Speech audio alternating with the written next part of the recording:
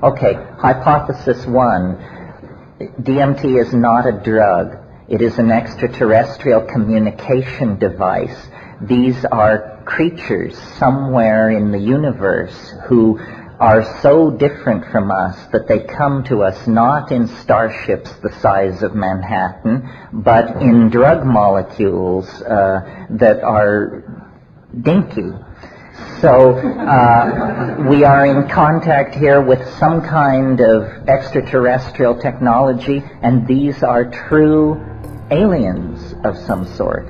And God knows the weirdness of the situation supports the hypothesis. Okay, second hypothesis. There is a parallel universe, unsuspected by most human beings. It's right here all the time. It's inhabited. These things have their own hopes, fears, problems, so forth. And somehow this drug just erases this boundary, and then you find yourself in the elf nest. Next hypothesis. These things, because they have great affection for me, because they seem intent on the task of communicating, perhaps they are human beings from the distant future.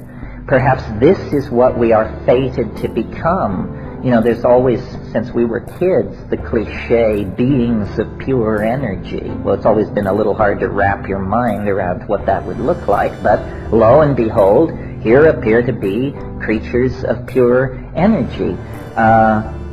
But there are a lot of problems with hypothesizing a future human technological breakthrough which would allow them to actually manipulate the past. Logical paradoxes and that sort of thing. Well, so then here's another possibility. They are human beings, but they are not in the future in the ordinary sense or in the past. They are in the prenatal and post-life phase. In other words, these are either the unborn waiting in some limbo-like dimension to descend into matter, or they are in fact people who have had a sojourn in the domain of organic existence and now have moved on. Let me not kid you, we're talking about dead people here in that case. Well, if you go to the shamans who access these places through ayahuasca or the Varrola snuffs or something like that, they will say, well, these are ancestors. Didn't you read Merciliad? Don't you know that shamanism works through ancestor magic? Well, ancestor is a tremendously sanitized term for dead people.